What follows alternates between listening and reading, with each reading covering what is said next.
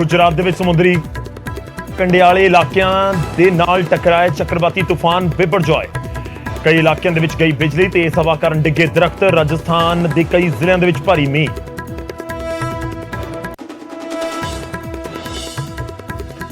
ਪਾਗਲ ਵਾਲੇ ਸ਼ਬਦ ਨੂੰ ਲੈ ਕੇ ਸੁਖਬੀਰ ਬਾਦਲ ਤੇ ਮੁੱਖ ਮੰਤਰੀ ਮਾਨ ਦੇ ਵਿਚਾਲੇ ਵਾਰ ਪਲਟਵਾਰ। ਹੁਣ ਸੁਖਬੀਰ ਬਾਦਲ ਨੇ ਤੰਜ ਭਰੇ ਲਹਿਜ਼ੇ ਦੇ ਵਿੱਚ ਸੀਐਮ ਨੂੰ ਲਿਖਿਆ ਸਾਹਬ, ਪਰ ਨਾਲ ਹੀ ਕਾਨੂੰਨ ਵਿਵਸਥਾ ਤੇ ਦਿੱਲੀ ਦੇ ਦਖਲ ਨੂੰ ਲੈ ਕੇ ਚੁੱਕੇ ਸਵਾਲ। ਸੀਐਮ ਨੂੰ ਪਾਗਲ ਕਹਿਣ ਤੇ ਮੰਤਰੀ ਬੈਂਸ ਦੇ ਵੱਲੋਂ ਕਿਤੇ ਟਵੀਟ ਤੇ ਵੀ ਵਿਵਾਦ। ਸੀਐਮ ਦੀ ਤੁਲਨਾ ਮਹਾਰਾਜਾ ਰਣਜੀਤ ਸਿੰਘ ਦੇ ਨਾਲ ਕਰਨ ਤੇ ਅਕਾਲੀ ਦਲ ਨੇ ਜਤਾਇਆ ਕਰੜਾ ਇਤਰਾਜ਼। ਵਿਰਸਾ ਸਿੰਘ ਵਲਟੋਹਾ ਬੋਲੇ, ਬੈਂਸ ਦਾ ਬਿਆਨ ਕਿਸੇ ਗੁਨਾਹ ਤੋਂ ਘੱਟ ਨਹੀਂ। यूनिफॉर्म सिविल कोड ਨੂੰ ਲੈ ਕੇ ਐਸਜੀਪੀਸੀ ਨੇ ਜਤਾਇਆ ਇਤਰਾਜ਼। ਕਿਹਾ ਦੇਸ਼ ਨੂੰ ਵੰਡਣ ਦੀ ਰਾਹ ਤੇ ਤੋਰੇਗਾ यूनिफॉर्म सिविल कोड। ਬੀਜੇਪੀ ਬੋਲੀ, ਇੱਕ ਦੇਸ਼ ਇੱਕ ਕਾਨੂੰਨ ਜ਼ਰੂਰੀ। ਦਿੱਲੀ ਦੇ ਵਿੱਚ ਕੇਂਦਰੀ ਸ਼ਹਿਰੀ ਵਿਕਾਸ ਮੰਤਰੀ ਹਰਦੀਪ ਪੁਰੀ ਨੂੰ ਮਿਲੇ ਮੁੱਖ ਮੰਤਰੀ ਭਗਵੰਤ ਮਾਨ। ਪੰਜਾਬ ਦੇ ਸ਼ਹਿਰਾਂ ਨੂੰ ਲੈ ਕੇ ਕੀਤੀ ਗਈ ਚਰਚਾ। ਸਮਾਰਟ ਸਿਟੀ ਪ੍ਰੋਜੈਕਟ ਦੇ ਵਿੱਚ ਮੋਹਾਲੀ ਨੂੰ ਸ਼ਾਮਲ ਕਰਨ ਦੀ ਵੀ ਕੀਤੀ ਗਈ ਮੰਗ। ਜਥੇਦਾਰ ਬਦਲੇ ਜਾਣ ਦੀਆਂ ਚਰਚਾਵਾਂ ਦੇ ਵਿਚਾਲੇ ਐਸਜੀਪੀਸੀ ਨੇ ਬੁਲਾਈ ਐਮਰਜੈਂਸੀ ਮੀਟਿੰਗ। ਕੱਲ 11 ਵਜੇ ਅੰਮ੍ਰਿਤਸਰ ਦੇ ਵਿੱਚ ਹੋਵੇਗੀ ਅੰਤਰਿੰਗ ਕਮੇਟੀ ਦੀ ਅਹਿਮ ਬੈਠਕ। ਵੱਡਾ ਸਵਾਲ ਕਿ ਅਕਾਲ ਤਖਤ ਸਾਹਿਬ ਨੂੰ ਮਿਲਣਗੇ ਨਵੇਂ ਜਥੇਦਾਰ। ਵਿਜੀਲੈਂਸ ਦੇ ਸਾਹਮਣੇ ਪੇਸ਼ ਹੋਈ ਸਾਬਕਾ ਸੀਐਮ ਕੈਪਟਨ ਅਮਰਿੰਦਰ ਸਿੰਘ ਦੇ ਸਲਾਹਕਾਰ ਰਹੇ ਭਰਤਿੰਦਰ ਸਿੰਘ ਚਾਹਲ। ਕਰੀਬ 8 ਘੰਟੇ ਤੱਕ ਹੋਏ ਸਵਾਲ ਜਵਾਬ। ਆਮਦਨ ਤੋਂ ਵੱਧ ਜਾਇਦਾਦ ਦਾ ਹੈ ਮਾਮਲਾ।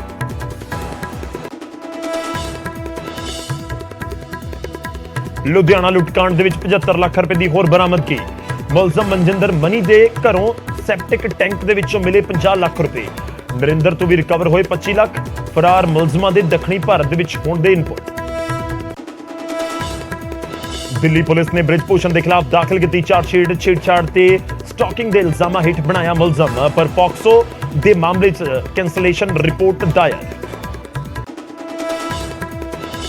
ਕਿਸਾਨ ਲੀਡਰ ਗੁਰਨਾਮ ਸਿੰਘ ਚੜੂਨੀ ਜੇਲ੍ਹ ਤੋਂ ਰਿਹਾ। 9 ਸਾਥੀਆਂ ਸਣੇ ਆਏ ਬਾਹਰ। ਸਮਰਥਕਾਂ ਨੇ ਕੀਤਾ ਸ਼ਾਨਦਾਰ ਸਵਾਗਤ। ਅੰਮ੍ਰਿਤਸਰ ਪੁਲਿਸ ਦੀ ਲਾਪਰਵਾਹੀ। ਟੋ ਕਰਕੇ ਲੈ ਜਾਈ ਜਾ ਰਹੀ ਗੱਡੀ ਪੁਲ ਦੀ ਦੀਵਾਰ ਦੇ ਨਾਲ ਟਕਰਾਈ। ਪੁਲ ਹੇਠਾਂ ਖੜੀ ਗੱਡੀ ਤੇ ਡਿੱਗਿਆ ਮਲਬਾ। ਬੁਰੀ ਤਰ੍ਹਾਂ ਨੁਕਸਾਨੀ ਗਈ ਕਾਰ।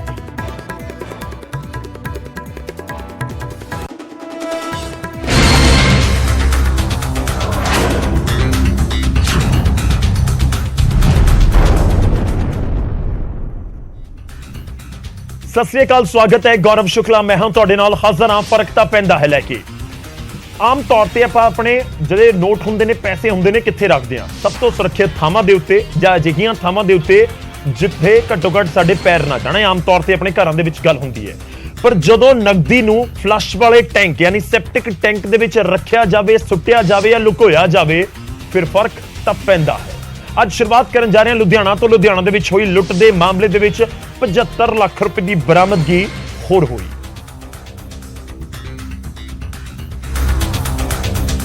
$50 ਲੱਖ ਰੁਪਏ ਮਾਸਟਰਮਾਈਂਡ ਮਨਜਿੰਦਰ ਸਿੰਘ ਉਰਫ ਮਨੀ ਦੇ ਪਿੰਡ ਅਬੁਲਵਾਲ ਦੇ ਘਰ ਸੈਪਟਿਕ ਟੈਂਕ ਤੋਂ ਬਰਾਮਦ ਕੀਤੇ ਗਏ, ਜਿਸ ਨੂੰ ਉਸਨੇ ਇੱਟਾਂ ਦੇ ਨਾਲ ਬੰਨ੍ਹ ਕੇ ਟੈਂਕ ਦੇ ਵਿੱਚ ਸੁੱਟ ਦਿੱਤਾ ਸੀ। ਇਸ ਦੇ ਵਿੱਚ 500 ਦੇ ਨੋਟ ਦੀਆਂ ਗੱਥੀਆਂ ਸਨ। ਹੁਣ ਤੱਕ ਮਨਜਿੰਦਰ ਤੋਂ 1 ਕਰੋੜ 50 ਲੱਖ ਰੁਪਏ ਬਰਾਮਦ ਕੀਤੇ ਜਾ ਚੁੱਕੇ ਨੇ। ਪੈਸੇ ਨੂੰ ਕਿੱਥੇ ਫਸਟ ਕੇਸ ਹੋਊਗਾ ਮੈਨੂੰ ਲੱਗਦਾ, ਜਿਹੜਾ ਹਾਈਟ ਆਫ ਪੁਲਿਸਨੈਸ ਹੈ ਵੀ ਉਹਦੇ ਵਿੱਚ ਇੱਟ ਨਾਲ ਬੰਨ ਕੇ ਉਹਨੂੰ ਤੇ ਉਹਦੇ ਸੈਪਟਿਕ ਟੈਂਕ ਦੇ ਵਿੱਚ ਸਿਵਰ ਦੇ ਵਿੱਚ ਉਹਨੂੰ ਈਵਨ ਉਹ ਜਦੋਂ ਅਸੀਂ ਕੱਢੇ ਆ ਉਹ ਤੁਸੀਂ ਤੁਹਾਨੂੰ ਵੀਡੀਓ ਤੋਂ ਕਲੀਅਰ ਹੋ ਜਾਊਗਾ, ਕੁਝ ਤੋਂ ਨੋਟ ਖਿੱਲਰ ਗਏ।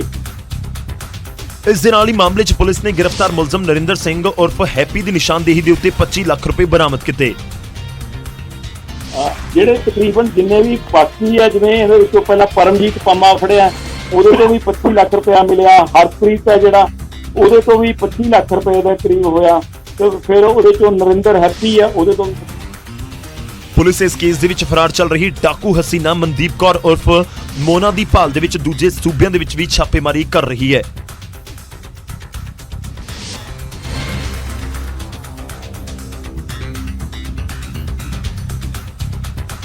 ਉਧਰ ਲੁਧਿਆਣਾ ਲੁੱਟ ਕੇਸ ਦੇ ਵਿੱਚ ਫਰਾਰ ਚੱਲ ਰਹੀ ਮਾਸਟਰਮਾਈਂਡ ਮਨਦੀਪ ਕੌਰ ਉਰਫ ਮੋਨਾ ਦੇ ਦੱਖਣ ਭਾਰਤ ਦੇ ਵਿੱਚ ਭੱਜਣ ਦੀ ਖਬਰ ਵੀ ਪੁਲਿਸ ਦੇ ਕੋਲ ਪਹੁੰਚੀ ਹੈ। ਪੰਜਾਬ ਪੁਲਿਸ ਮੋਨਾ ਦੀ ਭਾਲ ਦੇ ਵਿੱਚ ਰਾਜਸਥਾਨ ਅਤੇ ਮਹਾਰਾਸ਼ਟਰ ਦੇ ਵਿੱਚ ਛਾਪੇਮਾਰੀ ਕਰ ਰਹੀ ਹੈ, ਪਰ ਪੁਲਿਸ ਨੂੰ ਕੁਝ ਫਰਾਰ ਲੁਟੇਰਿਆਂ ਦੇ ਦੱਖਣ ਭਾਰਤ ਦੇ ਵਿੱਚ ਹੋਣ ਦੇ ਵੀ ਇਨਪੁਟ ਮਿਲੇ ਨੇ। ਡਾਊਨ ਸਾਊਥ ਸਾਡੀ ਟੀਮ ਜਾ ਚੁੱਕੀ ਹੈ, ਉਹਦੇ ਵਿੱਚ ਹੋਰ ਕੁਝ ਪਲੇਸਿਸ ਹੈਗੀਆਂ, 4-5 ਟੀਮ ਸਾਡੀਆਂ, ਇਹ ਮੈਂ ਇੰਨਾ ਕਹਿ ਸਕਦਾ 4-5 ਟੀਮਸ ਆਊਟ ਆਫ ਪੰਜਾਬ ਹੁਣ ਇਸ ਕੇਸ ਦੇ ਵਿੱਚ ਵਰਕ ਕਰ ਰਹੇ ਨੇ। ਗਿਰਫਤ ਦੇ ਵਿੱਚ ਆਏ ਲੁਟੇਰਿਆਂ ਨੇ ਪੁੱਛਗਿੱਛ ਦੇ ਵਿੱਚ ਖੁਲਾਸਾ ਕੀਤਾ ਕਿ ਸਿਕਿਉਰਿਟੀ ਕੰਪਨੀ ਦੇ ਨਾਲ ਸੰਬੰਧਿਤ ਸਾਰੇ ਸੀਸੀਟੀਵੀ ਦੀ ਡੀਵੀਆਰ ਮਾਸਟਰਮਾਈਂਡ ਮੋਨਾ ਦੇ ਕੋਲ ਹੀ ਹੈ। ਉਹ 5 ਡੀਵੀਆਰ ਆ, ਉਹ ਲੇਡੀ ਦੇ ਕੋਲੇ ਆ, ਉਹਦੇ ਵਿੱਚੋਂ ਹੀ ਉਹਨੇ ਕਿੱਥੇ ਰੱਖੇ ਹੋਏ ਆ ਉਹਦੇ ਫੜੇ ਜਾਣ ਤੋਂ ਬਾਅਦ। ਪਰ ਦੂਜੀ ਗੱਲ ਇਹ ਡੀਵੀਆਰ ਜੇ ਮਿਲ ਵੀ ਜਾਊਗਾ, ਸ਼ਾਇਦ ਜਦੋਂ ਇਹਨਾਂ ਨੇ ਕੱਟਤੀ ਤਾਰ ਜਾਂ ਹੋਰ ਕਰਤੀ, ਉਹ ਕੁਐਸਚਨ ਹੈ ਵੀ ਉਹਦੇ ਵਿੱਚ ਆਈ ਹੋਊਗੀ ਕਿ ਨਹੀਂ ਆਈ ਹੋਊਗੀ। ਉਸ ਦਿਨ ਇਹਨਾਂ ਨੇ ਕੋਸ਼ਿਸ਼ ਕੀਤੀ ਸੀ, ਇੱਕ ਹੋਰ ਇੰਟਰਸਟਿੰਗ ਗੱਲ, ਕਾਲੇ ਕੱਪੜੇ ਪਾਈਏ, ਤੇ ਕੋਸ਼ਿਸ਼ ਕਹਿੰਦੇ ਕਾਲੇ ਕੱਪੜੇ ਕਿਉਂ ਪਾਉਣੇ ਆ ਕਿ ਕਾਲੇ ਕੱਪੜਿਆਂ ਨਾਲ ਮੂਵਮੈਂਟ ਰਾਤ ਦੇ ਵਿੱਚ ਘੱਟ ਵਿਜ਼ੀਬਲ ਹੁੰਦੀ ਹੈ। ਕਰੋੜਾਂ ਦੀ ਲੁੱਟ ਦੇ ਵਿੱਚ ਸਭ ਤੋਂ ਵੱਡਾ ਖੁਲਾਸਾ ਇਹ ਵੀ ਹੋਇਆ ਕਿ ਸਾਰਿਆਂ ਨੇ ਕਾਲੇ ਕੱਪੜੇ ਪਾ ਕੇ ਵਾਰਦਾਤ ਨੂੰ ਅੰਜਾਮ ਦਿੱਤਾ ਸੀ ਤਾਂ ਕਿ ਫੜੇ ਨਾ ਜਾਣ। ਪਰ ਫੜੇ ਤਾਂ ਗਏ ਕਿਉਂਕਿ ਪਲੈਨਿੰਗ ਬੇਸ਼ੱਕ ਕੀਤੀ ਗਈ ਸੀ, ਪਰ ਕਾਨੂੰਨ ਤੋਂ ਬਚਣਾ ਮੁਸ਼ਕਿਲ ਹੀ ਨਜ਼ਰ ਆਇਆ।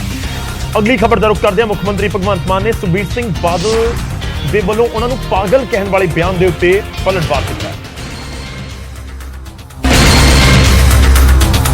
ਸੀਐਮ ਨੇ ਟਵਿੱਟਰ ਦੇ ਉੱਤੇ ਸੁਖਬੀਰ ਬਾਦਲ ਨੂੰ ਲੈ ਕੇ ਦਿੱਤੇ ਗਏ ਬਿਆਨ ਦਾ ਵੀਡੀਓ ਸ਼ੇਅਰ ਕੀਤਾ ਤੇ ਨਾਲ ਹੀ ਲਿਖਿਆ, ਇਹ ਦੇਖੋ ਪੰਜਾਬੀਓ, ਇਹਨਾਂ ਦੀ ਬੋਖਲਾਹਟ ਜਾਂ ਦਿਮਾਗੀ ਸੰਤੁਲਨ ਖਰਾਬ। ਬਾਦਲ ਵੀ ਸਾਹਿਬ, ਬਰਨਾਲਾ ਵੀ ਸਾਹਿਬ, ਬੇਅੰਤ ਸਿੰਘ ਵੀ ਅਤੇ ਕੈਪਟਨ ਵੀ ਸਾਹਿਬ, ਮੈਂ ਪਾਗਲ ਵਰਗਾ। ਕੋਈ ਗੱਲ ਨਹੀਂ ਸੁਖਬੀਰ ਬਾਦਲ ਜੀ, ਮੇਰੇ ਨਾਲ ਕੁਦਰਤ ਹੈ, ਮੇਰੇ ਨਾਲ ਲੋਕ ਨੇ, ਘੱਟੋ ਘੱਟ ਇਹ ਪਾਗਲ ਪੰਜਾਬ ਨਹੀਂ ਲੁੱਟਦਾ ਤੁਹਾਡੀ ਤਰ੍ਹਾਂ। ਇਹ ਲੋਕ ਉਹ ਲੋਕ ਹੈ ਜਿਹੜੇ 70 ਸਾਲ ਇਹ ਪੰਜਾਬ ਤੇ ਸੱਤਾ ਤੇ ਰਹੇ ਔਰ ਪੀੜ੍ਹੀ ਦਰ ਪੀੜ੍ਹੀ ਪੰਜਾਬ ਤੇ ਰਾਜ ਕਰਦੇ ਰਹੇ, ਜਿਨ੍ਹਾਂ ਨੇ ਆਪਣੇ ਵੱਡੇ ਵੱਡੇ ਇੰਪਾਇਰ ਖੜੇ ਕੀਤੇ। ਇਹ ਇਸ ਗੱਲ ਦਾ ਪ੍ਰਗਟਾਵਾ ਆ ਕਿ ਇਹ ਸਾਰੇ ਲੋਕ ਕਿੰਨੇ ਬੌਖਲਾਏ ਹੋਏ ਆ, ਕਿੰਨੇ ਫਰਸਟ੍ਰੇਸ਼ਨ 'ਚ ਹੈ। ਉਧਰ ਬੀਜੇਪੀ ਦੋਵੇਂ ਆਗੂਆਂ ਦੀ ਭਾਸ਼ਾ ਤੇ ਇਤਰਾਜ਼ ਜਤਾ ਰਹੀ ਹੈ। ਸਿਆਸਤੀ ਬੋਲੀ ਜਿਸ ਪਾਸੇ ਸਿਆਸਤੀ ਬੋਲੀਆਂ ਜਾ ਰਹੀਆਂ, ਉਹਦਾ ਪੰਜਾਬ ਦੇ ਮੁੱਦਿਆਂ ਨਾਲ ਕੀ ਲੈਣਾ ਦੇਣਾ। ਆਪਾਂ ਇਹਨਾਂ ਇੱਕ ਪਰਸਨਲ ਅਟੈਕ ਇੱਕ ਦੂਜੇ ਤੇ ਕਰਨ ਲੱਗੇ ਆ, ਇਹਦੇ ਨਾਲ ਸਾਡੇ ਨੌਜਵਾਨਾਂ ਨੂੰ ਤਾਂ ਰੋਜ਼ਗਾਰ ਹੀ ਨਹੀਂ ਮਿਲਣੀ, ਨਾ ਇੱਥੇ ਆ ਕੇ ਇੰਡਸਟਰੀ ਲੱਗਣੀ ਹੈ। ਇਸ ਤੋਂ ਪਹਿਲਾਂ ਨਵਜੋਤ ਸਿੰਘ ਸਿੱਧੂ ਨੇ ਸੀਐਮ ਭਗਵੰਤ ਮਾਨ ਦੇ ਵਿਆਹ ਨੂੰ ਲੈ ਕੇ ਵੀ ਟਿੱਪਣੀ ਕੀਤੀ ਸੀ, ਜਿਸ ਤੋਂ ਬਾਅਦ ਦੋਵੇਂ ਦਿੱਗਜਾਂ ਦੇ ਵਿਚਾਲੇ ਖੂਬ ਜ਼ੁਬਾਨੀ ਜੰਗ ਹੋਈ ਸੀ। ਉਧਰ ਸੁਖਬੀਰ ਸਿੰਘ ਬਾਦਲ ਦੇ ਵੱਲੋਂ ਦਿੱਤੇ ਗਏ ਬਿਆਨ ਦੇ ਉੱਤੇ ਮੁੱਖ ਮੰਤਰੀ ਨੇ ਰੋਸ ਜਤਾਇਆ, ਟਵੀਟ ਕੀਤਾ। ਤਾਂ ਫਿਰ ਅਕਾਲੀ ਦਲ ਦੇ ਪ੍ਰਧਾਨ ਨੇ ਸੁਖਬੀਰ ਸਿੰਘ ਬਾਦਲ ਹੋਰਾਂ ਨੇ ਇੱਕ ਹੋਰ ਟਵੀਟ ਕੀਤਾ ਤੇ ਇਸ ਵਾਰ ਸੀਐਮ ਨੂੰ ਲਿਖਿਆ ਸਾਹਬ। ਤੇ ਇਸ ਟਵੀਟ ਦੇ ਵਿੱਚ ਸ਼ਬਦਾਂ ਦਾ ਹੇਰ-ਫੇਰ ਤਾਂ ਕੀਤਾ ਗਿਆ, ਪਰ ਨਾਲ ਹੀ ਤੰਜ ਵੀ ਕੱਸਿਆ। ਸੁਖਬੀਰ ਬਾਦਲ ਨੇ ਸੀਐਮ ਮਾਨ ਦੇ ਨਾਮ ਦੇ ਨਾਲ ਇਸ ਵਾਰ ਸਾਹਬ ਲਗਾ ਕੇ ਟਵੀਟ ਕੀਤਾ ਅਤੇ ਕਿਹਾ, ਮਾਨਯੋਗ ਮੁੱਖ ਮੰਤਰੀ ਸਾਹਬ, ਸਾਡੀ ਗੱਲ ਦਾ ਬੇਸ਼ੱਕ ਗੁੱਸਾ ਨਾ ਮਨਾਓ, ਬੁਖਲਾਹਟ ਵਾਲੇ ਨੂੰ ਗੁੱਸਾ ਆ ਹੀ ਜਾਂਦਾ ਹੈ, ਪਰ ਜੋ ਕੱਚੇ ਅਧਿਆਪਕ ਸਹਿਬਾਨ ਤੇ ਕਰਮਚਾਰੀ ਤੁਹਾਡੇ ਵੱਲੋਂ ਪੱਕੇ ਕੀਤੇ ਜਾਣ ਦੇ ਦਾਅਵੇ ਦੇ ਬਾਵਜੂਦ ਅੱਜ ਖੁਦਕੁਸ਼ੀ ਕਰਨ ਦੇ ਲਈ ਟੈਂਕੀਆਂ ਦੇ ਉੱਤੇ ਚੜੇ ਹੋਏ ਹਨ, ਉਹਨਾਂ ਨੂੰ ਕਿਸੇ ਤਰ੍ਹਾਂ ਹੇਠਾਂ ਉਤਾਰ ਲਓ ਜਨਾਬ। ਦਿਨ ਦਿਹਾੜੇ ਹੁੰਦੇ ਕਤਲ, ਲੁੱਟਾਂ ਖੋਹਾਂ, ਸੱਤਾਧਾਰੀਆਂ ਦੇ ਵੱਲੋਂ ਨਜਾਇਜ਼ ਕਬਜ਼ੇ ਬੰਦ ਕਰਵਾ ਦਿਓ, ਪੰਜਾਬ ਦੇ ਵਿੱਚ ਅਮਨ ਸ਼ਾਂਤੀ ਬਹਾਲ ਕਰ ਦਿਓ, ਪੰਜਾਬ ਦੇ ਬੱਚੇ ਬੱਚੀਆਂ ਦੀਆਂ ਇੱਜ਼ਤਾਂ ਮੰਤਰੀਆਂ ਤੋਂ ਮਹਿਫੂਜ਼ ਕਰਵਾ ਦਿਓ, ਪੰਜਾਬ ਨੂੰ ਦਿੱਲੀ ਦੀ ਸਿਲੈਕਟਡ ਗੈਂਗ ਦਾ ਗੁਲਾਮ ਬਣਾਉਣਾ ਬੰਦ ਕਰ ਦਿਓ। ਸਾਡਾ ਕੀ, ਅਸੀਂ ਤਾਂ ਆਪੇ ਗਲਤ ਸਿੱਧ ਹੋ ਜਾਵਾਂਗੇ। ਮੌਜੂਦਾ ਸੀਐਮ ਤੇ ਸਾਬਕਾ ਡਿਪਟੀ ਸੀਐਮ ਦੇ ਵਿਚਾਲੇ ਬਿਆਨਬਾਜ਼ੀਆਂ 'ਚ ਸ਼ਬਦਾਂ ਦਾ ਹੀਰ-ਫੇਰ ਹੋਵੇ ਤਾਂ ਸਿਆਸੀ ਮਰਿਆਦਾ ਨੂੰ ਫਰਕ ਤਾਂ ਪੈਂਦਾ ਹੈ। ਟਿੱਪਣੀਆਂ ਦਾ ਜ਼ਿਕਰ ਇਸ ਸਮੇਂ ਖੂਬ ਹੋ ਰਿਹਾ ਹੈ ਔਰ ਸਿਆਸਤ ਦੇ ਵਿੱਚ ਬਿਆਨਬਾਜ਼ੀ ਦੇ ਵਿੱਚ ਆਏ ਨਿਗਾਰ ਦੀ ਵੀ ਖੂਬ ਚਰਚਾ ਹੈ। ਅੱਗੇ ਵਧਦੇ ਹਾਂ। ਬੀਜੇਪੀ ਦੇ ਕੌਮੀ ਪ੍ਰਧਾਨ ਜੇਪੀ ਨੱਡਾ ਨੇ ਕੈਪਟਨ ਅਮਰਿੰਦਰ ਸਿੰਘ ਦੇ ਨਾਲ ਮੁਲਾਕਾਤ ਕੀਤੀ, ਉਹਨਾਂ ਦੇ ਸਿਸਮਾ ਫਾਰਮ ਹਾਊਸ ਵਿੱਚ। ਇਹ ਮੁਲਾਕਾਤ ਕੈਪਟਨ ਦੇ ਸਿਸਮਾ ਫਾਰਮ ਹਾਊਸ ਦੇ ਵਿੱਚ ਹੋਈ। ਇਸ ਦੌਰਾਨ ਕੈਪਟਨ ਦੀ ਪਤਨੀ ਅਤੇ ਪਟਿਆਲਾ ਤੋਂ ਐਮਪੀ ਪ੍ਰਨੀਤ ਕੌਰ, ਬੇਟਾ ਰਣਿੰਦਰ ਸਿੰਘ ਅਤੇ ਬੇਟੀ ਜੈਇੰਦਰ ਕੌਰ ਵੀ ਮੌਜੂਦ ਰਹੇ। ਕੇਂਦਰ ਸਰਕਾਰ ਦੇ 9 ਸਾਲ ਪੂਰੇ ਹੋਣ ਦੇ ਉੱਤੇ ਨੱਡਾ 14 ਜੂਨ ਤੋਂ ਪੰਜਾਬ ਅਤੇ ਚੰਡੀਗੜ੍ਹ ਦੇ ਦੌਰੇ ਦੇ ਉੱਤੇ ਨੇ। ਇਸ ਤੋਂ ਪਹਿਲਾਂ ਬੁੱਧਵਾਰ ਨੂੰ ਨੱਡਾ ਨੇ ਹੁਸ਼ਿਆਰਪੁਰ ਦੇ ਵਿੱਚ ਰੈਲੀ ਕਰਕੇ ਕੇਂਦਰ ਸਰਕਾਰ ਦੇ 9 ਸਾਲ ਦੀਆਂ ਪ੍ਰਾਪਤੀਆਂ ਗਿਣਵਾਈਆਂ ਸਨ। 9 ਜੂਨ ਨੂੰ ਪਟਿਆਲਾ ਦੇ ਵਿੱਚ ਵੀ ਬੀਜੇਪੀ ਦੀ ਰੈਲੀ ਸੀ, ਜਿਸ ਦੇ ਵਿੱਚ ਵਿਸ਼ੇਸ਼ ਤੌਰ ਤੇ ਕੇਂਦਰੀ ਮੰਤਰੀ ਮਨਸੁਖ ਮਾਂਡਵੀਆ ਪਹੁੰਚੇ ਸਨ। ਉਸ ਸਮੇਂ ਵੀ ਰੈਲੀ ਦੇ ਵਿੱਚ ਮੋਦੀ ਸਰਕਾਰ ਦੀਆਂ ਪ੍ਰਾਪਤੀਆਂ ਤੇ ਤਸਵੀਰਾਂ ਤੋਂ ਜ਼ਿਆਦਾ ਚਰਚਾ ਕੈਪਟਨ ਅਮਰਿੰਦਰ ਸਿੰਘ ਦੀ ਬੇਟੀ ਜੈਇੰਦਰ ਕੌਰ ਦੀ ਸਟੇਜ ਦੇ ਉੱਤੇ ਮੌਜੂਦਗੀ ਨੂੰ ਲੈ ਕੇ ਹੋਈ। ਦਰਅਸਲ ਸਿਆਸੀ ਗਲਿਆਰਿਆਂ ਦੇ ਵਿੱਚ ਚਰਚਾ ਕਿ ਬੀਜੇਪੀ ਪਟਿਆਲਾ ਤੋਂ ਕੈਪਟਨ ਦੀ ਬੇਟੀ ਜੈਇੰਦਰ ਕੌਰ ਨੂੰ ਟਿਕਟ ਦੇ ਕੇ ਮੈਦਾਨ ਦੇ ਵਿੱਚ ਉਤਾਰ ਸਕਦੀ ਹੈ। ਅਤੇ ਹੁਣ ਨੱਡਾ ਦੇ ਕੈਪਟਨ ਦੇ ਫਾਰਮ ਹਾਊਸ ਦੇ ਵਿੱਚ ਪਹੁੰਚ ਇਹਨਾਂ ਚਰਚਾਵਾਂ ਨੂੰ ਹੋਰ ਹਵਾ ਦੇ ਰਿਹਾ ਹੈ। ਅਗਲੀ ਖਬਰ ਦਾ ਰੁਖ ਕਰਦੇ ਹਾਂ ਤੇ ਵਿਧਾਇਕ ਜਗਰਾਉਂ ਤੋਂ ਸਰਬਜੀਤ ਕੌਰ ਮਾਣੂਕੇ ਦਾ ਜ਼ਿਕਰ। NRI ਦੀ ਕੋਠੀ ਨੂੰ ਲੈ ਕੇ ਵਿਵਾਦਾਂ ਦੇ ਵਿੱਚ ਘਿਰੇ ਆਮ ਆਦਮੀ ਪਾਰਟੀ ਦੀ ਵਿਧਾਇਕਾ ਨੇ ਵਿਵਾਦਿਤ ਕੋਠੀ ਖਾਲੀ ਕਰ ਦਿੱਤੀ ਤੇ ਖੁਦ ਤੇ ਕੋਠੀ ਦੱਬਣ ਵਾਲੇ ਇਲਜ਼ਾਮਾਂ ਨੂੰ ਸਰਬਜੀਤ ਕੌਰ ਮਾਣੂਕੇ ਦੇ ਵੱਲੋਂ ਇੱਕ ਵਾਰ ਮੁੜ ਤੋਂ ਸਿਰੇ ਤੋਂ ਖਾਰਿਜ ਕਰ ਦਿੱਤਾ ਗਿਆ ਤੇ ਇਲਜ਼ਾਮ ਲਗਾਏ ਗਏ ਕਿ ਉਹਨਾਂ ਨੂੰ ਬਦਨਾਮ ਕਰਨ ਦੇ ਲਈ ਇਹ ਇਲਜ਼ਾਮ ਲਗਾਏ ਗਏ ਸਨ, ਜਦੋਂ ਕਿ ਉਹਨਾਂ ਦੇ ਵੱਲੋਂ ਕੋਠੀ ਰੈਂਟ ਦੇ ਉੱਤੇ ਲੈਣ ਸਮੇਂ ਸਾਰੀ ਕਾਗਜ਼ੀ ਕਾਰਵਾਈ ਵੀ ਪੂਰੀ ਕੀਤੀ ਗਈ ਸੀ। ਉਹੀ ਐਗਰੀਮੈਂਟ ਮੈਂ ਉਹਨਾਂ ਨਾਲ ਵੀ ਕਰ ਲਿਆ, ਮੈਂ ਉਹੀ ਐਗਰੀਮੈਂਟ ਉਹਨਾਂ ਨਾਲ ਕੀਤਾ, ਪਰ ਇਨ ਦਾ ਮੇਨ ਟਾਈਮ ਪਹਿਲਾਂ ਕੁਝ ਨਹੀਂ ਹੋਇਆ। ਜਿੱਥੇ ਮੈਂ ਸ਼ਿਫਟ ਕੀਤੀ ਉਸ ਤੋਂ ਬਾਅਦ ਇੱਕ NRI ਲੇਡੀ ਆਈ ਜਿਸ ਨੇ ਇਸ ਕੋਠੀ ਤੇ ਆਪਣਾ ਹੱਕ ਜਤਾਇਆ। ਵਿਧਾਇਕਾਂ ਦੇ ਮੁਤਾਬਿਕ ਉਹਨਾਂ ਦੇ ਵੱਲੋਂ ਕੋਠੀ ਹੁਣ ਖਾਲੀ ਕਰ ਦਿੱਤੀ ਗਈ ਹੈ। ਕੋਠੀ ਸ਼ਿਫਟ ਕਰ ਚੁੱਕੀ ਹੈ ਮਨਪ੍ਰੀਤ ਕੌਰ ਪਤਨੀ ਇੰਦਰਪਾਲ ਸਿੰਘ ਸਾਡੇ ਉੱਥੇ ਹੀ ਨੇੜੇ ਰਾਇਲ ਕਲੋਨੀ ਹੈ, ਉਹਦੇ ਵਿੱਚ ਕੋਠੀ ਸ਼ਿਫਟ ਕਰ ਚੁੱਕੀ ਹੈ, ਸਮਾਨ ਸ਼ਿਫਟ ਹੋ ਰਿਹਾ। ਹੁਣ ਮੇਰਾ ਕਿਸੇ ਵੀ ਡਿਸਪਿਊਟਡ ਪ੍ਰਾਪਰਟੀ ਦੇ ਨਾਲ ਨਾ ਕੋਈ ਲੈਣ ਦੇਣ ਹੈ ਤੇ ਨਾ ਹੀ ਮੇਰਾ ਕੋਈ ਐਸਾ ਨਿੱਜੀ ਮਕਸਦ ਹੈ।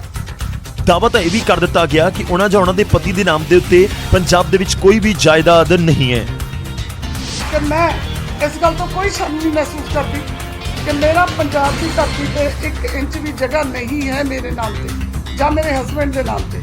ਦੋਨਾਂ ਦੀ ਸਾਡੀ ਆਪਣੀ ਕੋਈ ਪ੍ਰਾਪਰਟੀ ਨਹੀਂ। ਦਰਅਸਲ ਇੱਕ NRI ਦੇ ਵੱਲੋਂ ਮਾਣੂਕੇ ਤੇ ਕੋਠੀ ਤੇ ਕਬਜ਼ਾ ਕਰਨ ਦੇ ਇਲਜ਼ਾਮ ਲਗਾਏ ਗਏ ਸਨ। ਵਿਰੋਧੀਆਂ ਵੱਲੋਂ ਆਮ ਆਦਮੀ ਪਾਰਟੀ ਦੀ ਵਿਧਾਇਕਾਂ ਨੂੰ ਘੇਰਿਆ ਗਿਆ, ਪਰ ਹੁਣ ਕੋਠੀ ਖਾਲੀ ਹੋਣ ਤੋਂ ਬਾਅਦ ਉਮੀਦ ਹੈ ਕਿ ਵਿਵਾਦ ਥੰਮ ਜਾਵੇਗਾ। ਪਰ ਦੂਜੇ ਪਾਸੇ ਵਿਧਾਇਕਾ ਸਰਬਜੀਤ ਕੌਰ ਮਾਣੂਕੇ ਇਹ ਵੀ ਕਹਿ ਰਹੇ ਨੇ ਕਿ ਜਿਨ੍ਹਾਂ ਨੇ ਬਦਨਾਮ ਕਰਨ ਦੀ ਕੋਸ਼ਿਸ਼ ਕੀਤੀ ਉਹਨਾਂ ਦੇ ਖਿਲਾਫ ਮਾਣਹਾਨੀ ਦਾ ਕੇਸ ਕਰਨਗੇ। ਉਹਨਾਂ ਦਾ ਇਸ਼ਾਰਾ ਸੁਖਪਾਲ ਖਹਿਰਾ ਵਾਲੇ ਪਾਸੇ ਨਜ਼ਰ ਆ ਰਿਹਾ ਸੀ।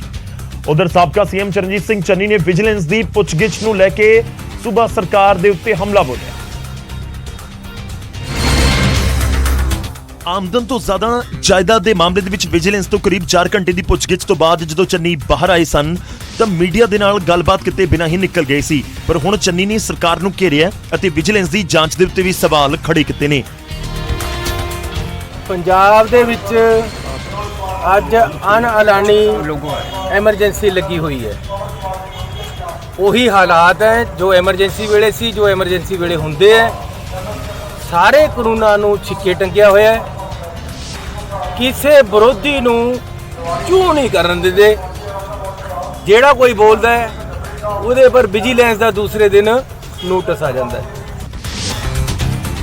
ਸਾਬਕਾ CM ਚਰਨਜੀਤ ਸਿੰਘ ਚੰਨੀ ਦੀ ਮੰਨੀਏ ਤਾਂ ਪੰਜਾਬ ਦੀ ਜਨਤਾ ਇਹ ਸੋਚ ਕੇ ਆਮ ਆਦਮੀ ਪਾਰਟੀ ਨੂੰ ਸੱਤਾ ਦੇ ਵਿੱਚ ਲੈ ਕੇ ਆਈ ਕਿ ਬਦਲਾ ਆਏਗਾ, ਪਰ ਹੁਣ ਜਨਤਾ ਨੂੰ ਲੱਗਦਾ ਹੈ ਕਿ ਗਲਤੀ ਹੋ ਗਈ। ਤਾਂ ਵਾਰ ਪਲਟਵਾਰ ਸਿਆਸੀ ਤੌਰ ਦੇ ਉੱਤੇ ਹਰ ਪੋਲੀਟੀਕਲ ਪਾਰਟੀ ਦੇ ਆਗੂਆਂ ਦਾ ਇਸ ਸਮੇਂ ਜਾਰੀ ਹੈ। ਇਸ ਸਭ ਦੇ ਵਿਚਾਲੇ ਅੱਗੇ ਵਧਦਿਆਂ ਤੇ ਥੋੜੀ ਦੇਰ ਦੇ ਵਿੱਚ ਤੁਹਾਨੂੰ ਦਿਖਾਵਾਂਗੇ ਪੁਲ ਦੇ ਉੱਤੇ ਲਟਕੀ ਹੋਈ ਰਿਕਵਰੀ ਵੈਨ। ਉਹ ਗੱਡੀ ਜੋ ਦੂਜੀ ਗੱਡੀਆਂ ਨੂੰ ਟੋ ਕਰਕੇ ਖਿੱਚ ਕੇ ਲੈ ਕੇ ਜਾਂਦੀ ਹੈ ਔਰ ਉਹ ਖੁਦ ਹੀ ਕਿਸ ਤਰੀਕੇ ਨਾਲ ਪੁਲ ਦੇ ਉੱਪਰ ਲਟਕ ਰਹੀ ਹੈ। ਪੂਰੀ ਖਬਰ ਕੀ ਹੈ ਥੋੜੀ ਦੇਰ ਇਹ ਪੂਰੀ ਖਬਰ ਪੂਰੀ ਜਾਣਕਾਰੀ ਦੇ ਨਾਲ ਥੋੜੀ ਦੇਰ ਦੇ ਵਿੱਚ ਤੁਹਾਡੇ ਸਾਹਮਣੇ ਰੱਖਾਂਗੇ। ਪਰ ਇਸ ਸਭ ਦੇ ਵਿਚਾਲੇ ਗੱਲ ਬ੍ਰਿਜਭੂਸ਼ਣ ਸ਼ਰਨ ਸਿੰਘ ਦੀ। ਪਹਿਲਵਾਨ ਜਿਨਸੀ ਸ਼ੋਸ਼ਣ ਮਾਮਲੇ ਦੇ ਵਿੱਚ ਬ੍ਰਿਜਭੂਸ਼ਣ ਸ਼ਰਨ ਸਿੰਘ ਦੇ ਖਿਲਾਫ ਚਾਰਜਸ਼ੀਟ ਦਾਖਲ ਕਰ ਦਿੱਤੀ ਗਈ ਤੇ ਇਸ ਚਾਰਜਸ਼ੀਟ ਤੋਂ ਬਾਅਦ ਨਾਬਾਲਗ ਪਹਿਲਵਾਨ ਦੇ ਕੇਸ ਦੇ ਵਿੱਚ ਬ੍ਰਿਜਭੂਸ਼ਣ ਨੂੰ ਦਿੱਲੀ ਪੁਲਿਸ ਦੇ ਵੱਲੋਂ ਕਲੀਨ ਚਿਟ ਮਿਲਦੀ ਨਜ਼ਰ ਆ ਰਹੀ ਹੈ, ਕਿਉਂ ਜੋ ਦਿੱਲੀ ਪੁਲਿਸ ਨੇ ਪਟਿਆਲਾ ਹਾਊਸ ਕੋਰਟ ਦੇ ਵਿੱਚ 550 ਪੰਨਿਆਂ ਦੀ ਕਲੋਜ਼ਰ ਰਿਪੋਰਟ ਦਾਖਲ ਕਰ ਦਿੱਤੀ, ਜਦਕਿ 6 ਬਾਲਗ ਪਹਿਲਵਾਨਾਂ ਨਾਲ ਸਰੀਰਕ ਸ਼ੋਸ਼ਣ ਕੇਸ ਦੇ ਵਿੱਚ ਦਿੱਲੀ ਦੀ ਰਾਉਜ਼ ਐਵਨਿਊ ਕੋਰਟ ਦੇ ਵਿੱਚ ਕਰੀਬ 1000 पेजेस ਦੀ चार्जशीट दाखिल की गई। पॉक्सको में हमने कैंसिलेशन के लिए फाइल किया है। ये हमने बेस किया है जो कंप्लेनेंट हैं उनकी स्टेटमेंट पर और जो एलिज्ड विक्टिम हैं उनकी स्टेटमेंट के ऊपर। तो based on that cancellation report has been filed. 1000 ਪੰਨਿਆਂ ਦੀ ਚਾਰਜਸ਼ੀਟ ਦੇ ਵਿੱਚ ਦੱਸੇ ਗਏ ਮੁਲਜ਼ਮਾਂ 'ਚ ਅਸਿਸਟੈਂਟ ਸਕੱਤਰ ਵਿਨੋਦ ਤੋਮਰ ਦਾ ਨਾਮ ਵੀ है। इसमें सेक्शन 354, 354A और D इनके तहत हमने बृजभूषण है उनके खिलाफ और मिस्टर विनोद तोमर हैं उनके खिलाफ भी 109, 354A, 354 एंड 506 IPC में चार्जशीट दाखिल कर दी है। ਕਾਬਲੇ ਗੌਰ ਹੈ ਕਿ 6 ਬਾਲਗ ਪਹਿਲਵਾਨਾਂ ਦੇ ਕੇਸ ਦੇ ਵਿੱਚ ਬ੍ਰਿਜਭੂਸ਼ਣ ਸ਼ਰਨ ਸਿੰਘ ਦੇ ਖਿਲਾਫ ਧਾਰਾ 354, 354A ਅਤੇ D ਦੇ ਤਹਿਤ ਚਾਰਜਸ਼ੀਟ ਦਾਖਲ ਕੀਤੀ ਗਈ ਹੈ। ਕਾਬਿਲੇ ਗੌਰ ਇਹ ਵੀ ਹੈ ਕਿ ਇਸ ਪੂਰੇ ਮਾਮਲੇ ਦੇ ਜੋ ਪੋਕਸੋ ਐਕਟ ਲਗਾਇਆ ਗਿਆ ਸੀ ਉਸ ਦੀ ਵੀ ਕੈਂਸਲੇਸ਼ਨ ਰਿਪੋਰਟ ਦਾਖਲ ਕਰ ਦਿੱਤੀ ਗਈ। ਯਾਨੀ ਪੋਕਸੋ ਐਕਟ ਤਾਂ ਹੁਣ ਬ੍ਰਿਜਭੂਸ਼ਣ ਸ਼ਰਨ ਸਿੰਘ ਦੇ ਖਿਲਾਫ ਨਹੀਂ ਲੱਗੇਗਾ, ਕਿਉਂਕਿ ਨਾਬਾਲਗ ਦੇ ਵੱਲੋਂ ਆਪਣੇ ਬਿਆਨਾਂ ਦੇ ਉੱਤੇ ਯੂ ਟਰਨ ਜਾਂ ਇਲਜ਼ਾਮਾਂ ਦੇ ਉੱਤੇ ਯੂ ਟਰਨ ਲੈ ਲਿਆ ਗਿਆ। ਅੱਗੇ ਵਧਦੇ ਤੇ ਵਾਰੀ ਅੱਜ ਦੇ ਸਵਾਲ ਦੀ। ਸਵਾਲ ਪੋਕਸੋ ਐਕਟ ਦੇ ਨਾਲ ਹੀ ਜੁੜਿਆ ਹੋਇਆ ਹੈ। ਪੋਕਸੋ ਐਕਟ ਕਦੋਂ ਬਣਾਇਆ ਗਿਆ? ਪੋਕਸੋ ਐਕਟ ਕਦੋਂ ਬਣਾਇਆ ਗਿਆ ਅੱਜ ਦਾ ਸਵਾਲ ਹੈ, ਕਿਉਂਕਿ ਬ੍ਰਿਜਭੂਸ਼ਣ ਸ਼ਰਨ ਸਿੰਘ ਦੇ ਖਿਲਾਫ ਪੋਕਸੋ ਐਕਟ ਦੇ ਤਹਿਤ ਜੋ ਪੂਰਾ ਕੇਸ ਸੀ ਉਸ ਦੀ ਕੈਂਸਲੇਸ਼ਨ ਰਿਪੋਰਟ ਦਾਖਲ ਕੀਤੀ ਗਈ ਹੈ। ਯਾਨੀ ਪੋਕਸੋ ਐਕਟ ਦੇ ਤਹਿਤ ਤਾਂ ਕਾਰਵਾਈ ਨਹੀਂ ਹੋਏਗੀ। ਪੋਕਸੋ ਐਕਟ ਕਦੋਂ ਬਣਾਇਆ ਗਿਆ? 2009 ਚ, 2012 ਚ, 2015 ਚ ਜਾਂ ਫਿਰ ਆਪਸ਼ਨ ਡੀ 2019 ਦੇ ਵਿੱਚ? ਸਹੀ ਜਵਾਬ ਕੀ ਹੈ? ਪ੍ਰੋਗਰਾਮ ਦੇ ਦੌਰਾਨ ਹੀ ਅਸੀਂ ਤੁਹਾਡੇ ਸਾਹਮਣੇ ਜਵਾਬ ਦੇ ਨਾਲ, ਪੂਰੀ ਜਾਣਕਾਰੀ ਦੇ ਨਾਲ ਜਵਾਬ ਰੱਖਾਂਗੇ।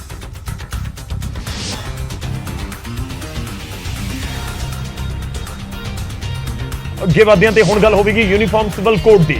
ਯੂਨੀਫਾਰਮ ਸਿਵਲ ਕੋਡ ਦੇ ਉੱਤੇ ਸੁਝਾਅ ਮੰਗੇ ਗਏ ਨੇ ਲਾਅ ਕਮਿਸ਼ਨ ਦੇ ਵੱਲੋਂ ਤੇ ਇਸ ਦਾ ਵਿਰੋਧ ਵੀ ਹੋਣਾ ਸ਼ੁਰੂ ਹੋ ਗਿਆ ਹੈ। ਐਸਜੀਪੀਸੀ ਦੇ ਵੱਲੋਂ ਕਰੜਾ ਵਿਰੋਧ ਕੀਤਾ ਗਿਆ ਹੈ ਯੂਸੀਸੀ ਦਾ, ਯੂਨੀਫਾਰਮ ਸਿਵਲ ਕੋਡ ਦਾ। ਤੇ ਐਸਜੀਪੀਸੀ ਦਾ ਤਰਕ ਹੈ ਕਿ ਦੇਸ਼ ਨੂੰ ਤੋੜਨ ਦੀ ਰਾਹ ਦੇ ਉੱਤੇ ਪਾਵੇਗਾ UCC uniform civil code. Uniform civil code ਦੇ ਉੱਤੇ ਰਾਇਸ਼ਮਾਰੀ ਕਰਵਾਈ ਜਾਵੇ, ਉਸ ਤੋਂ ਬਾਅਦ ਇਸ ਨੂੰ ਇੰਪਲੀਮੈਂਟ ਕਰਨ ਬਾਰੇ ਸੋਚਿਆ ਜਾਵੇ।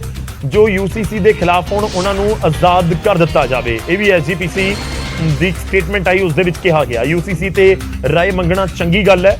ਇਹ ਤਰਕ ਹੈ ਬੀਜੇਪੀ ਦੇ ਆਗੂ ਹਰਜੀਤ ਗਰੇਵਾਲ ਦਾ। ਉਹਨਾਂ ਨੇ ਕਿਹਾ ਕਿ ਇੱਕ ਦੇਸ਼ ਦੇ ਵਿੱਚ ਇੱਕ ਕਾਨੂੰਨ ਹੋਣਾ ਚਾਹੀਦਾ ਹੈ। ਦਰਅਸਲ ਲਾਅ ਕਮਿਸ਼ਨ ਦੇ ਵੱਲੋਂ ਯੂਸੀਸੀ ਦੇ ਉੱਤੇ ਦੇਸ਼ ਦੇ ਵਿੱਚ ਆਮ ਲੋਕਾਂ ਤੋਂ ਸੁਝਾਅ ਮੰਗੇ ਗਏ ਨੇ। ਧਾਰਮਿਕ ਜਥੇਬੰਦੀਆਂ, ਆਮ ਲੋਕ, ਕੋਈ ਵੀ ਜਾ ਕੇ ਸੁਝਾਅ ਦੇ ਸਕਦਾ ਹੈ। 30 ਦਿਨਾਂ ਦੇ ਅੰਦਰ ਸੁਝਾਅ ਦਿੱਤਾ ਜਾ ਸਕਦਾ ਹੈ। ਜੇਕਰ ਸਿਵਲ ਕੋਡ ਲਾਗੂ ਹੁੰਦਾ ਹੈ, ਯੂਸੀਸੀ ਯੂਨੀਫਾਰਮ ਸਿਵਲ ਕੋਡ ਲਾਗੂ ਹੁੰਦਾ ਤਾਂ ਇਸ ਦਾ ਮਤਲਬ ਹੋਏਗਾ ਕਿ ਸਭ ਦੇ ਲਈ ਇੱਕ ਕਾਨੂੰਨ ਖਾਸ ਤੌਰ ਤੇ ਵੱਖ-ਵੱਖ ਥਾਵਾਂ ਤੇ ਇੰਪਲੀਮੈਂਟ ਹੋਏਗਾ, ਪਰ ਖਾਸ ਤੌਰ ਤੇ ਵਿਆਹ, ਤਲਾਕ, ਬੱਚੇ ਨੂੰ ਗੋਦ ਲੈਣਾ ਹੋਵੇ, ਇਹ ਸਾਰੇ ਨਿਯਮ ਹਰ ਧਰਮ ਦੇ ਲਈ ਸੇਮ ਕਰ ਦਿੱਤੇ ਜਾਣਗੇ। ਇਹ ਯੂਨੀਫਾਰਮ ਸਿਵਲ ਕੋਡ ਜੇਕਰ ਬਣਾਇਆ ਜਾਂਦਾ, ਲਾਗੂ ਹੁੰਦਾ ਤਾਂ ਉਸ ਦੇ ਵਿੱਚ ਇਸ ਤਰੀਕੇ ਨਾਲ ਹੋ ਸਕਦਾ। ਇਸ ਦੇ ਉੱਤੇ ਐਸਜੀਪੀਸੀ ਇਤਰਾਜ਼ ਜਤਾ ਰਹੀ।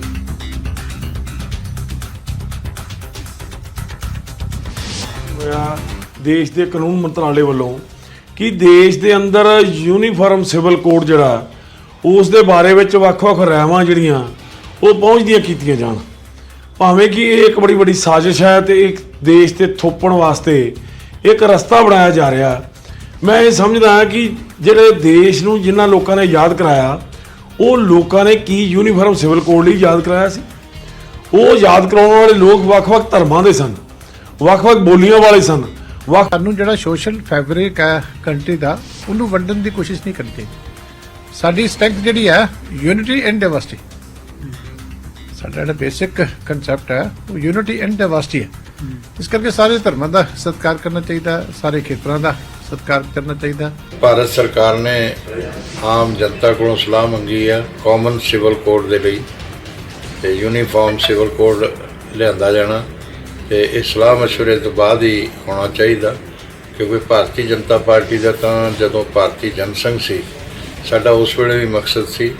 ਸਾਡੇ ਪਹਿਲੇ ਪ੍ਰਧਾਨ ਡਾਕਟਰ ਸ਼ਾਮਾ ਪ੍ਰਸਾਦ ਮੁਖਰਜੀ ਜਿਹੜੇ ਨੇ, ਉਹਨਾਂ ਦੀ ਸ਼ਹਾਦਤ ਵੀ ਇਸੇ ਤੇ ਹੋਈ ਜੰਮੂ ਕਸ਼ਮੀਰ ਦੇ ਅੰਦਰ, ਕਿ ਇੱਕੋ ਹੀ ਕਾਨੂੰਨ ਹੋਣਾ ਚਾਹੀਦਾ, ਯੂਨੀਫਾਰਮ ਸਿਵਲ ਕੋਡ ਹੋਣਾ ਚਾਹੀਦਾ। ਔਰ ਇਸ ਲਈ ਇਹ ਦੇਸ਼ ਵਾਸੀਆਂ ਲਈ ਜ਼ਰੂਰੀ ਆ ਕਿ ਇੱਥੇ ਦੋਹਰਾ ਕਾਨੂੰਨ ਨਹੀਂ ਹੋਣਾ ਚਾਹੀਦਾ, ਤੇ ਇਹ ਸਾਡਾ ਸੰਵਿਧਾਨ ਵੀ ਇਹੀ ਕਹਿੰਦਾ।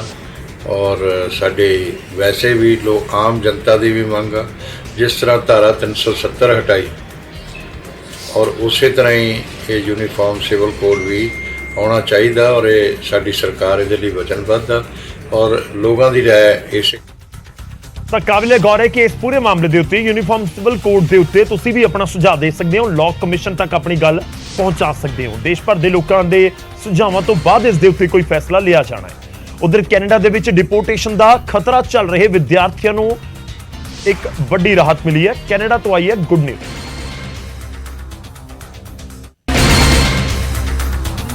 ਇਹ ਰਾਹਤ ਮਿਲੀ ਹੈ ਕੈਨੇਡਾ ਸਰਕਾਰ ਦੇ ਤਾਜ਼ਾ ਤਰੀਨ ਫੈਸਲੇ ਦੇ ਨਾਲ, ਜਿਸ ਨੇ ਸਾਰੇ ਵਿਦਿਆਰਥੀਆਂ ਦੀ ਡਿਪੋਰਟੇਸ਼ਨ ਫਿਲਹਾਲ ਰੋਕ ਦਿੱਤੀ ਹੈ। ਕੈਨੇਡਾ ਦੇ ਇਮੀਗ੍ਰੇਸ਼ਨ ਮੰਤਰੀ ਸ਼ੌਨ ਫਰੇਜ਼ਰ ਨੇ ਐਲਾਨ ਕੀਤਾ ਕਿ ਧੋਖਾਧੜੀ ਦੇ ਸ਼ਿਕਾਰਾਂ ਦੀ ਮਦਦ ਅਤੇ ਉਹਨਾਂ ਦੇ ਬਚਾਅ ਦੇ ਲਈ ਟਾਸਕ ਫੋਰਸ ਦਾ ਗਠਨ ਕੀਤਾ ਗਿਆ ਹੈ। ਡਿਪੋਰਟੇਸ਼ਨ ਦੇ ਹੁਕਮਾਂ ਨੂੰ ਰਿਵਿਊ ਕਰਕੇ ਰੋਕ ਦਿੱਤਾ ਗਿਆ ਹੈ। ਜਿਹੜੇ ਵਿਦਿਆਰਥੀ ਧੋਖਾਧੜੀ ਦਾ ਸ਼ਿਕਾਰ ਹੋਏ ਨੇ ਉਹਨਾਂ ਨੂੰ ਡਿਪੋਰਟ ਨਹੀਂ ਕੀਤਾ ਜਾਵੇਗਾ ਅਤੇ ਉਹਨਾਂ ਨੂੰ ਕੈਨੇਡਾ ਦੇ ਵਿੱਚ ਰਹਿਣ ਦੀ ਇਜਾਜ਼ਤ ਹੋਵੇਗੀ। ਜੋ ਧੋਖਾਧੜੀ ਦੇ ਵਿੱਚ ਸ਼ਾਮਲ ਪਾਏ ਗਏ ਉਹਨਾਂ ਨੂੰ ਡਿਪੋਰਟ ਕਰ ਦਿੱਤਾ ਜਾਏਗਾ। ਸ਼ੌਨ ਫਰੇਜ਼ਰ ਨੇ ਕਿਹਾ ਕਿ ਧੋਖਾਧੜੀ ਦਾ ਸ਼ਿਕਾਰ ਹੋਏ ਵਿਦਿਆਰਥੀਆਂ ਦੀ ਖੈਰ ਸੁੱਖ ਉਹਨਾਂ ਦੀ ਪਹਿਲ ਹੈ। Those international students who are genuine applicants that came to Canada to study and were victimized by fraudsters will be given permission to remain in Canada. Those who were complicit in a fraudulent scheme will be held accountable for their actions and will bear the full consequences of Canadian law for their illicit behaviour in this particular instance. We need to do what we can to protect the ability of those innocent people to remain in Canada. ਜਦੋਂ ਵਿਦੇਸ਼ ਦੇ ਵਿੱਚ ਅੱਧ ਵਿਚਾਲੇ ਲਟਕੇ ਵਿਦਿਆਰਥੀਆਂ ਨੂੰ ਲੰਬੇ ਸੰਘਰਸ਼ ਤੋਂ ਬਾਅਦ ਆਰਜ਼ੀ ਰਾਹਤ ਮਿਲੇ ਫਿਰ ਫਰਕ ਤਾਂ ਪੈਂਦਾ ਹੈ। ਜੀ ਬਿਲਕੁਲ, ਡਿਪੋਰਟ ਹੋਣ ਵਾਲੀ ਜਿਹੜੀ ਤਲਵਾਰ ਲਟਕ ਰਹੀ ਸੀ ਫਿਲਹਾਲ ਦੇ ਲਈ ਤਾਂ ਉਹ ਟਲ ਗਈ ਹੈ ਤੇ ਜਿਹੜੇ ਜਿਨ੍ਹਾਂ ਦੇ ਨਾਲ ਫਰਜ਼ੀਵਾੜਾ ਹੋਇਆ ਹੈ ਉਹਨਾਂ ਦੇ ਲਈ ਰਾਹਤ ਦੀ ਗੱਲ ਇਹ ਵੀ ਹੈ ਕਿ ਉਹਨਾਂ ਦੇ ਲਈ ਕੈਨੇਡਾ ਦੇ ਵਿੱਚ ਰਹਿਣਾ ਫਿਲਹਾਲ ਸੌਖਾ ਹੋਏਗਾ। ਅੱਗੇ ਵਧਦੇ ਹਾਂ ਤੇ ਹੁਣ ਗੱਲ ਹੋਏਗੀ ਇਤਿਹਾਸ ਦੀ। 15 ਜੂਨ ਦਾ ਇਤਿਹਾਸ ਕੀ ਕੁਝ ਕਹਿੰਦਾ ਉਹ ਤੁਹਾਨੂੰ ਦੱਸਾਂਗੇ। 15 ਜੂਨ ਦਾ ਇਤਿਹਾਸ ਹੈ ਵਰਲਡ ਵਾਈਨ ਡੇ। ਵਰਲਡ ਵਾਈਨ ਡੇ ਮਨਾਉਣ ਦੀ ਸ਼ੁਰੂਆਤ ਯੂਰੋਪੀਅਨ ਵਿੰਡ ਐਨਰਜੀ ਐਸੋਸੀਏਸ਼ਨ ਅਤੇ ਗਲੋਬਲ ਵਿੰਡ ਐਨਰਜੀ ਕਾਉਂਸਲ ਨੇ 2007 ਦੇ ਵਿੱਚ ਕੀਤੀ ਸੀ। 2009 ਦੇ ਵਿੱਚ ਇਸ ਨੂੰ ਪਹਿਲੀ ਵਾਰ ਵਰਲਡ ਲੈਵਲ ਦੇ ਉੱਤੇ ਮਨਾਇਆ ਗਿਆ। ਇਸ ਦਿਨ ਨੂੰ ਮਨਾਉਣ ਦਾ ਟੀਚਾ ਵਿੰਡ ਮਤਲਬ ਹਵਾ ਨੂੰ ਰੋਜ਼ ਦੀ ਜ਼ਿੰਦਗੀ ਦੇ ਵਿੱਚ ਪ੍ਰਯੋਗ ਕਰਨ, ਵਾਤਾਵਰਣ ਨੂੰ ਕਾਰਬਨ ਦੀ ਮਾਤਰਾ ਨੂੰ ਘੱਟ ਕਰਨ ਅਤੇ ਦੁਨੀਆ ਭਰ ਦੇ ਵਿੱਚ ਹਵਾ ਦੇ ਉਤਪਾਦਨ ਦੇ ਖੇਤਰ ਦੇ ਵਿੱਚ ਰੁਜ਼ਗਾਰ ਨੂੰ ਵਧਾਵਾ ਦੇਣਾ ਹੈ। 2007 ਦੇ ਵਿੱਚ ਇਸ ਨੂੰ ਮਨਾਉਣ ਦੇ ਵਿੱਚ 18 ਦੇਸ਼ਾਂ ਦਾ ਸਾਥ ਮਿਲਿਆ। ਮੌਜੂਦਾ ਸਮੇਂ ਦੇ ਵਿੱਚ ਇਸ ਦੇ ਵਿੱਚ 100 ਤੋਂ ਜ਼ਿਆਦਾ ਦੇਸ਼ ਸ਼ਾਮਲ ਨੇ। ਵਰਲਡ ਵਾਈਨ ਡੇ, ਵਰਲਡ ਵਿੰਡ ਡੇ